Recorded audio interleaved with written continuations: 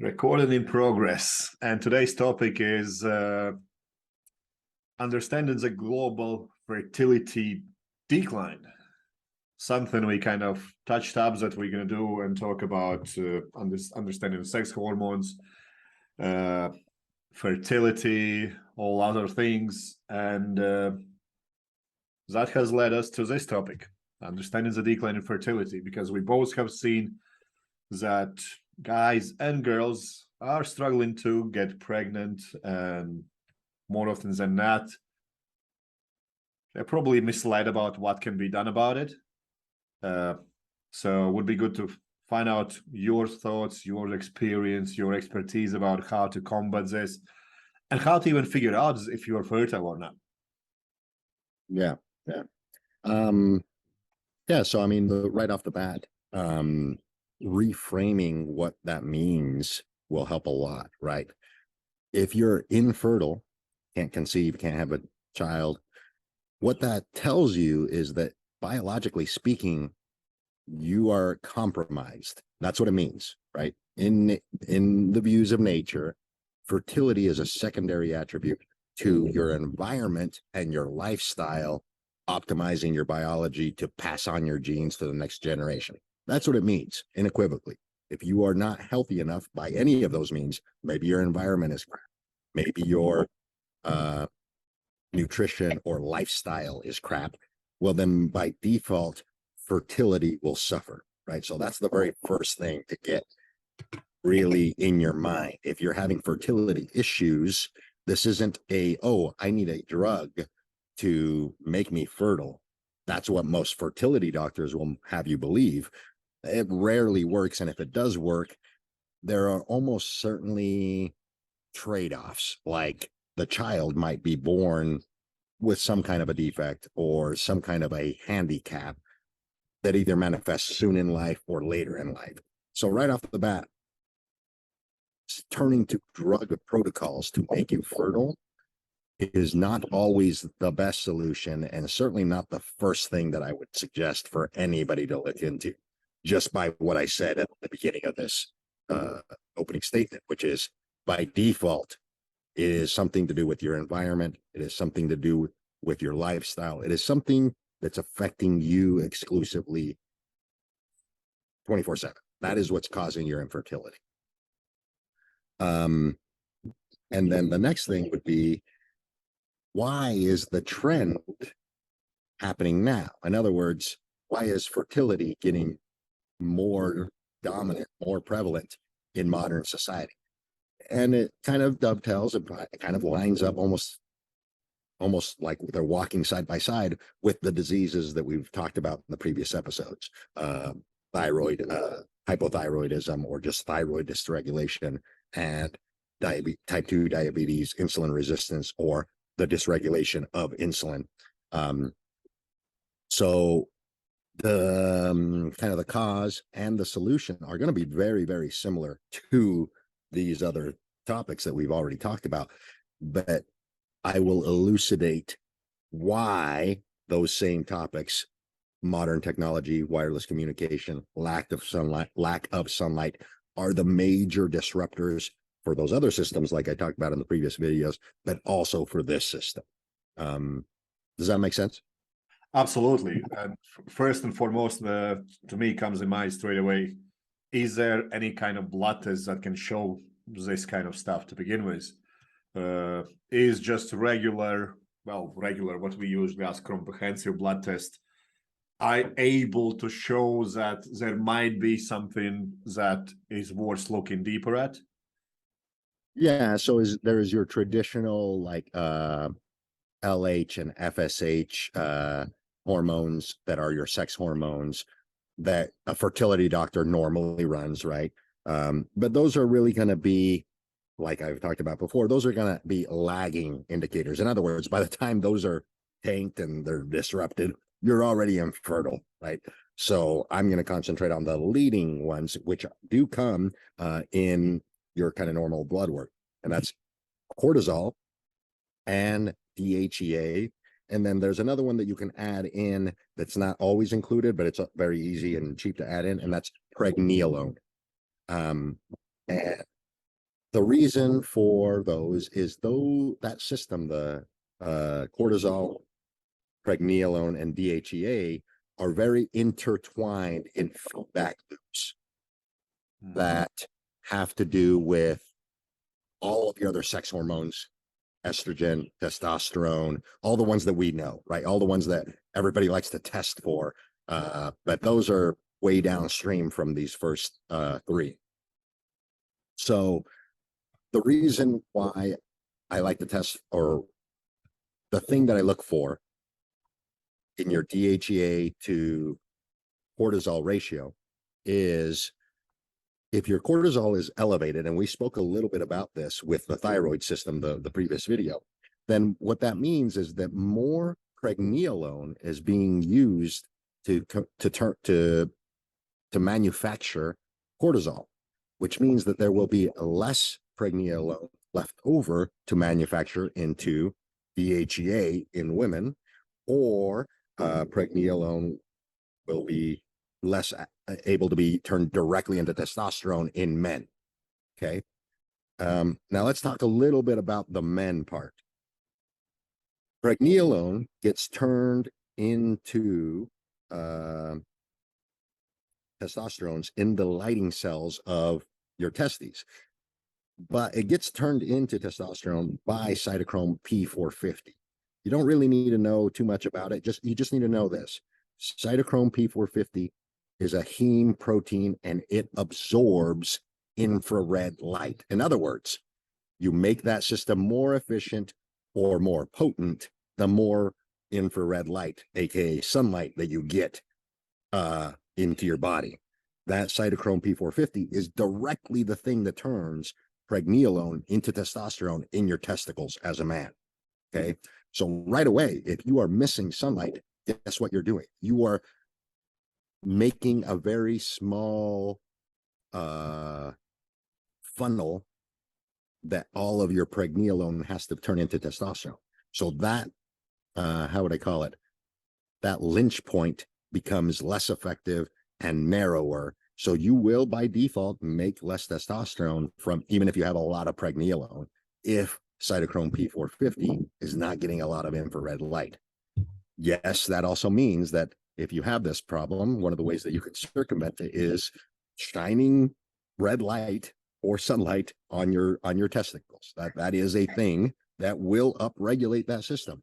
And if the light is strong enough, if that's the thing that's missing, right? And this is where the blood work comes in. Hey, if I all of a sudden see this guy, he's got really high levels of pregnenolone, his cholesterol is nice and high, which is what turns into pregnenolone, but his testosterone is low, and his lifestyle dictates, hey, you know what? I actually never really have my clothing off ever.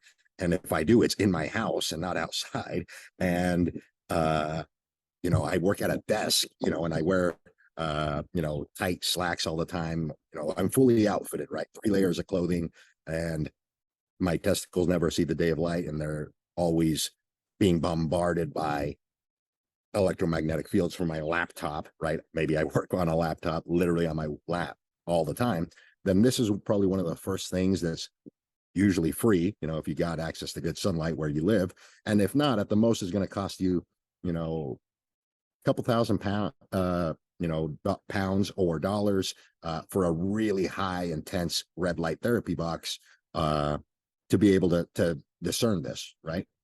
Now, something to keep in mind here: the red light will upregulate that cytochrome, and cold therapy, so just literally getting in an ice bath, will make the mitochondria, because that cytochrome P450 is within the mitochondria.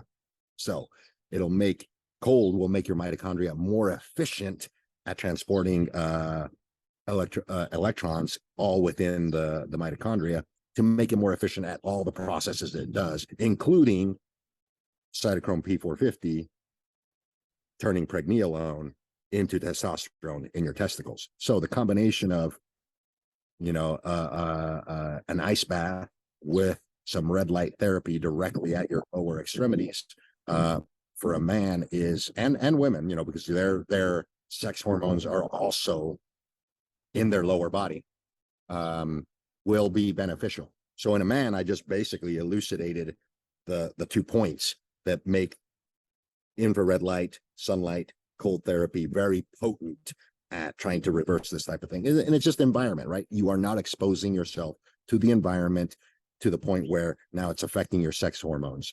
A leading indicator, like I mentioned, is if you got a high cortisol number and your DHEA is low and your pregnenolone is high, then you're just not converting things. And that would be, what you would see in blood work as a leading indicator. You probably aren't infertile at that time, and your testosterone is probably still within the normal range, but it's like, oh, maybe it's, this is American numbers, maybe it's 400 deciliters or nanograms per deciliter, or 600 nanograms per deciliter, which is like at the halfway point. But maybe you're 30 years old, right? You're 32, 36. It should be much higher than that. It should be up in the 800s, 900s, not down at 400 or 500. And, if you have any history, you might even see that, hey, when I was, 10 years younger, it was actually up in the almost 1,000 or 900, and now it's 600 or 400 and declining. That's where I start looking into their lifestyle and kind of marrying their blood work like that, which leads, which kind of highlights what we talked about before. It takes a little bit of knowing what you're looking for, because they're not going to be red, they're not going to be out of line, but it starts to tell me, hey, you might start to run into an infertility issue. So how does all this come into play when we start looking into nutrition and things like that? What can be done to improve this through nutrition? Is there anything that can be done through nutrition? And is there any kind of nutritional strategies that makes this worse? Yeah. Okay. So let's start with the last end. Yes, there are nutritional strategies that will make this worse. Some of them are directly preached to you by doctors, which is incredibly low fat diets, or, hey, your cholesterol is too high. Everybody hears that from their doctor, and you need to go on a zero cholesterol diet. And that is literally the worst information you could be told, because all your sex hormones come from cholesterol, and not just like the ones that I mentioned, testosterone, estrogen, progesterone, not just those. DHEA comes from your cholesterol. Vitamin D comes from your cholesterol. And then there's some other byproducts of testosterone, like DHT testosterone comes from. All of these come from cholesterol. And if you're actively trying to lower because some of these even go to as far as like, I've taken my diet, the doctor keeps telling you to lower your cholesterol. I've lowered my diet as much as I can. Fat, I don't consume any cholesterol, and my cholesterol is not really moving. So my doctor's put me on an anti-cholesterol medication. That's a recipe for making you infertile, like that, literally. Okay. So are there things that people are doing actively that causes infertility? Yes, absolutely. How would you undo that? If you are doing any of these things, stop doing that. So one of the things that immediately starts to kind of rectify that is high cholesterol foods like eggs. All whole eggs are excellent for this. They are going to directly add bioavailable cholesterol, which is not the same as what's showing up in your blood work. Everybody gets confused about that. Cholesterol you get from foods is almost exclusively used for the things that I'm talking about, which is producing your sex hormones and things of that nature.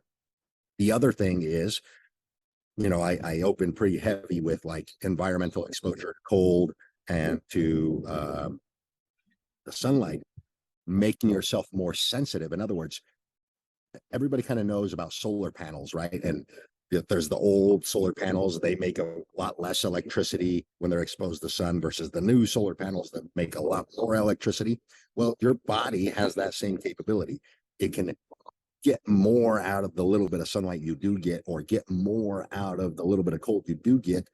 And that is directly related to DHA, fatty acids from cold water seafoods, because those fatty acids do not get used for energy. They get used for building parts of your cell membranes. Specifically, DHA is perielectric, or perimagnetic is the right word, which means it has the ability to collect electrons And that's why your body puts it on, sorry, there's a plane flying overhead. But your body takes DHA and puts it on the cell membranes for a very specific reason. It uses it like a collection antenna. And that antenna can now, the more of that antenna you have, the more sensitive you are to sunlight, just like creating a more high-tech solar panel. That solar panel now creates more electricity, collects more sunlight more efficiently, etc. Your cells can do that more efficiently. The higher your DHA, excuse me, the higher your DHA is. So right away, there are things that you can do to improve your ability to collect sunlight and your ability to collect cold, and that's DHA. Not only that, DHA directly is anti-inflammatory at the cardiovascular system. So sometimes we're not dealing with infertility, we're dealing with subsets of it, like ED, erectile dysfunction. A lot of people, turn to drugs for that, usually like Cialis, Viagra, or something of that nature. And I'm not saying those are bad or good, but what they do fundamentally is improve blood flow, right? DHA does that as well. It improves your cardiovascular capacity for blood to flow, because cells, your red blood cells, now become more, how would I say, more slippery. They become more slippery. They flow better in your blood vessels, and your blood vessels are also going to be made with more DHA if you're eating plenty of it. They'll become more pliable. In turn, more blood flow, better blood flow. So if you're getting symptoms of ED, right away, I start to, instead of jumping to a drug, that might be something that we use off and on to, get things done, if you will. But the goal is, why is this blood flow problem happening, right? And so I'll have somebody test their omega-3 index, test their DHEA. And if it's underperforming, if it's under 8%, then there's a lot of room to improve. And I almost equivocally see ED problems, fertility problems correlated with DHA numbers of 5, so 5% or less, and that's not good. Not just from a fertility perspective, but also a longevity perspective. Your risk of pretty much any disease, but more specifically cardiovascular disease, goes up exponentially if your DHA, I keep saying DHA, your omega-3 fatty acid index, is below 5. And this again goes really back into why we are leaving nutrition so far behind everything else. Because if your daily habits are not in place, you can eat this as much as you want. You're not getting the most out of it, because daily habits need to be aligned with your nutritional habits, and then need to be aligned with your exercise and whatnot. So going from all this, is there some kind of workout or physical activity on top of this that can improve this? Or is this down to just daily habits? Yep. Yes, there is. So aerobic capacity work, it has a bell curve. So in other words, you don't want to do a lot, because that is counterproductive to your mitochondria being efficient at cytochrome P450. So in other words, if you start trying to become a marathon runner, that's going to have a detriment on fertility and sex hormones. Yeah, just a couple of days ago, I had a conversation with somebody, and I pulled up how much heart attacks are in people who are doing marathons. And he was like, no, it's the healthiest thing I can do. Like, no, talk to me after 20 years when you are 50, and I can guarantee you I'll be healthier than you. Yeah. So there is a bell curve there. In other words, 0 or very little is just as bad as a whole lot. Okay. Which is why, back to our very early videos of this whole thing, is like, no, for cardiovascular work, we don't need you running 2 miles every day. We don't need you doing. What we need you doing is just stimulating that system consistently. And it can be as easy as a brisk walk for 30 minutes every day. Just make it consistent. That system, that cardiovascular system, is pushed forward with consistency over intensity or length of time by far. So You do what you can, but you do it every day, and you keep the intensity level at the level that it doesn't wear you down, and it makes it so that you can just make it a consistent habit. The moment you start pursuing it as a performance, right, like a sport, now you're going to start running into the realm of, if you do it for long enough, it will start to put downward pressure on fertility and sex hormones. It'll be sex hormones first for sure, and then eventually fertility.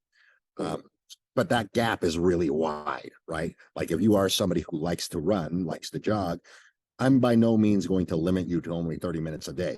I'll just won't let you accumulate it exponentially throughout the week. In other words, if you like to run for an hour or two, I'll say, okay, well, let's set aside 2 days and get all of your cardiovascular work done on those 2 days.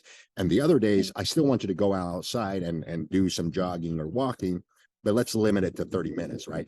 I don't want it to become a runaway train, like if you're training for a marathon.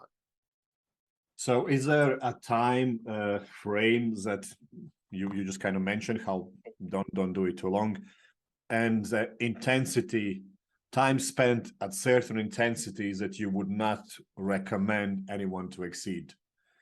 Yeah, keeping in mind that we're talking about fertility and sex hormones, yeah, I would say no one session over 2 hours is going to be beneficial if you're doing it consistently. But what I mean by consistently, more than 3 times a week. If you're doing more than 2 hours in one run, more than 3 times a week, that will start to have downward pressure. Even if you're only doing it for 4 or 5 weeks, that's going to have downward pressure on sex hormones. Yeah. So this is something I have seen in real life as well, that I've never seen anyone who does resistance training to be overtrained.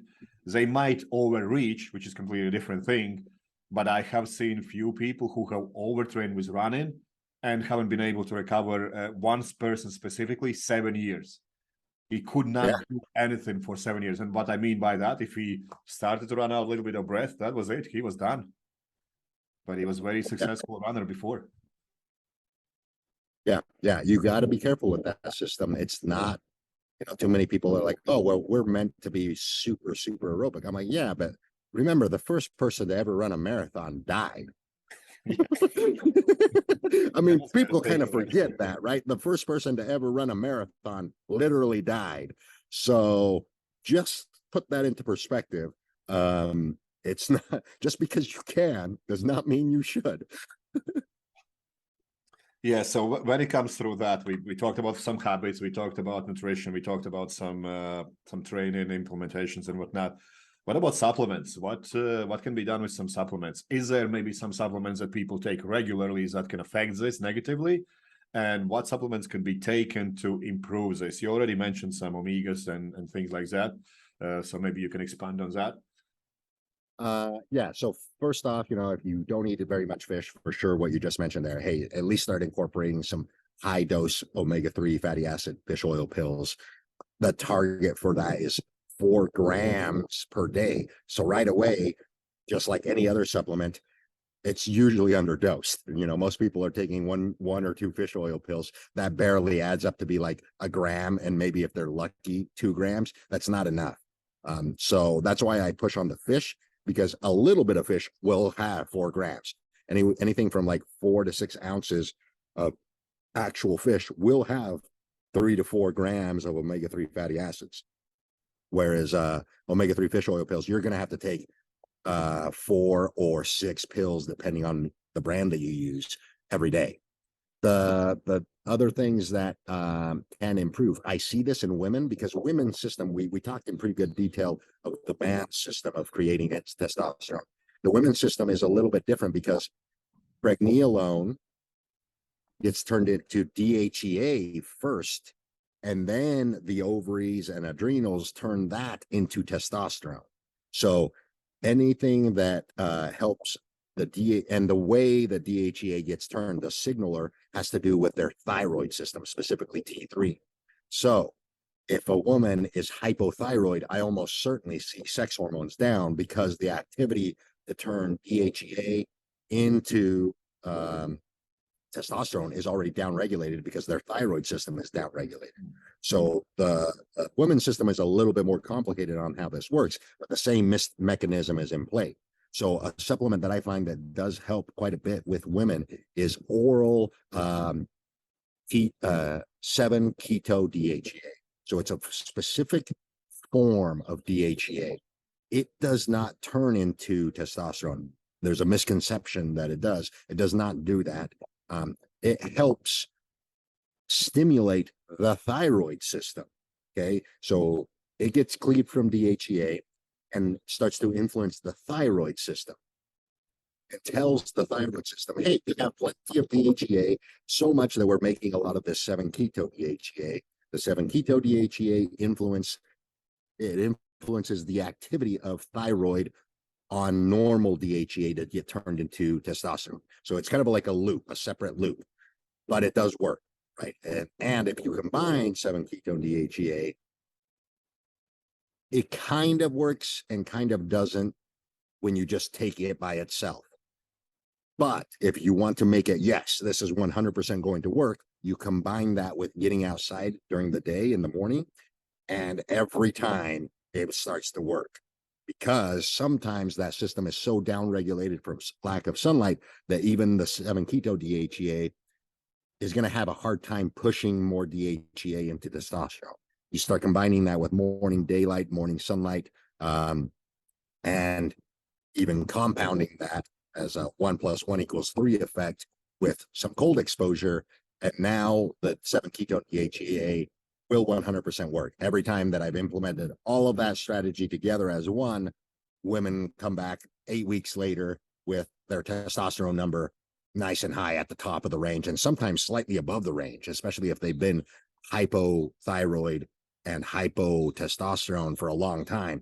I usually see once you rectify it, they almost overshoot and they're like, my testosterone is almost 100, which is, quite a bit. It's I think the cutoff for women in American numbers is 70. And I've seen women, take the 7-keto DHEA, combine it with this strategy, lifestyle strategy. And next thing you know, 8 weeks later, they get it tested and they've gone from like a 10 on their testosterone number to 98, 95, something like that. And it's, literally a 90% increase, or 90-fold, excuse me. It's more than a 90%, 90-fold increase. Probably side mention should be that means sex drive is going to be much higher. Yes, definitely. And that's what they start to report. And then, I'm like, okay, well, let's get your testosterone tested and see, kind of what it is. Not that I need to know, because at that point in time, I know, right? I know that we're moving in the right track, but people are tied to their numbers, right? So they're like, I want to see how much it's improved. And right away, they're like, wow, that was impressive. I can't believe just this one. And almost always, this is what they say. I can't believe this, just this one supplement did this. And I'm like, oh, no. It was everything else combined with the supplement, not the supplement by itself. I do want to make that very clear. Yeah. Even with the omega-3 fatty acids, just because you have a really high omega-3 index does not mean that you can just not go outside, because you're not going to accomplish anything at that point. Does timing matter for these supplements, or do you just take them as and when? Yeah, it won't matter. It won't matter for either one, the omega-3 fatty acids or the 7-keto DHEA. They won't matter. The 7-keto DHEA does nothing for men because, like I stated at the beginning, that's working separately from DHEA to make your testosterone, whereas in women, their testosterone does come from their DHEA. So let's take hypothetical scenario.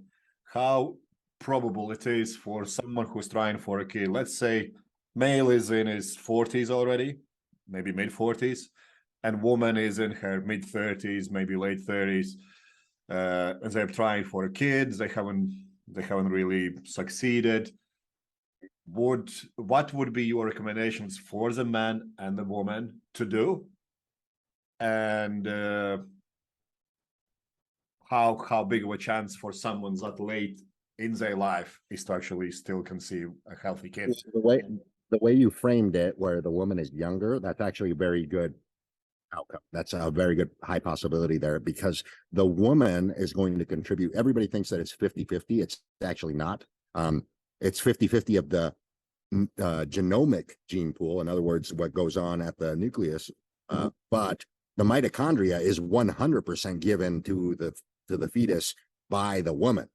So the fact that the woman is younger in that situation, she's actually contributing more of the total genetic pool because she's going to contribute all of her mitochondria directly, a direct copy, and half of her genomic genes, and the man's going to give half of his. So right away in this situation, I concentrate on the female first, because the female is the one that's going to contribute the most. So the first thing that I start to implement for her is prenatal vitamins way ahead of trying to get this done, and a high dose of omega-3 fatty acids, ideally from fish. Now, depending, I would always want to see blood work, depending on whether she has some of the underlying conditions that we spoke about in the earlier videos, you know, insulin resistance or pre-diabetic or thyroid, you know, either one of those two are showing up in her blood work and she has symptoms of it. The very first thing is you have to work incredibly hard to rectify those first. And you can kind of reference the previous videos as to how we would start to do that. But that's where I would start. If those get rectified, almost certainly fertility gets fixed. And much to what I just said right here, a lot of the same protocols are going to be involved. So we're kind of attacking it all, but we just focus, hey, if there's some supplements we need to bring in, or is there like thyroid, for example, the shining of the light, just like I talked about today, focusing on the thyroid itself right here is where we would start instead of down here for fertility. If you have a thyroid problem, let's fix that first. That's probably the thing that's causing your fertility issue, especially in a woman, because of what I just explained just a little earlier, how their DHEA is so intertwined with their thyroid system. So that's where I start to go there. And then a protocol that I get them both on right away, especially if they're a couple like this, is getting outside either for a morning walk together. And if it's really bad, like, hey, there's a lot of disruption, both of them have thyroid issues, or they both have like libido issues and things of that nature, then literally it's like, hey, maybe we should, you know, if your finances allow, or maybe you already have this, like a pool or a hot tub, something outside that we can get you both outside doing some cold therapy at the same time together, and then getting daylight at the same time. And then later in the evening, executing on some evening daylight, not necessarily with cold, although you can couple it there. And at that point in time, literally, you know, if you have a private backyard, getting naked for that session, as far as not necessarily in an effort to do anything with each other, but in an effort to get as much sunlight in those areas that I spoke about at the very beginning of this video. Let's start getting more sunlight. Let's start up regulating that system in the mid-afternoon when the sun is hot, when you have a lot of infrared light at that point in time. So yeah, that is a thing that you could do as a couple to just have a better outcome right from the very beginning. You'll have people in back gardens with their feet up and turning. Yeah. So anything else in terms of maybe getting rid of electronics and all those kind of things as well? Yes. Oh, I'm glad you touched that. Yeah. So the other thing is I like to concentrate on where do you carry your cell phone, right? A lot of men carry their cell phone in their front pocket. I get them to stop doing that. You can buy a little cell phone sleeve, which is like it basically prevents electromagnetic fields from coming out. You put your cell phone in there. If you have to carry it on your body, put it in that, then put it, you know, somewhere else, a side jacket pocket or something like that, not down by your testicles. Same thing for women, right? Women are notorious for having it in their back pocket or something along those lines. So I would suggest a fanny pack. I'm not joking, as weird as that, you know, fanny packs are kind of out of the vogue or whatever, but a fanny pack with the ability to just shield your cell phone, that's a crucial thing, especially if you're somebody who always has their cell phone and is doing business with their cell phone all the time.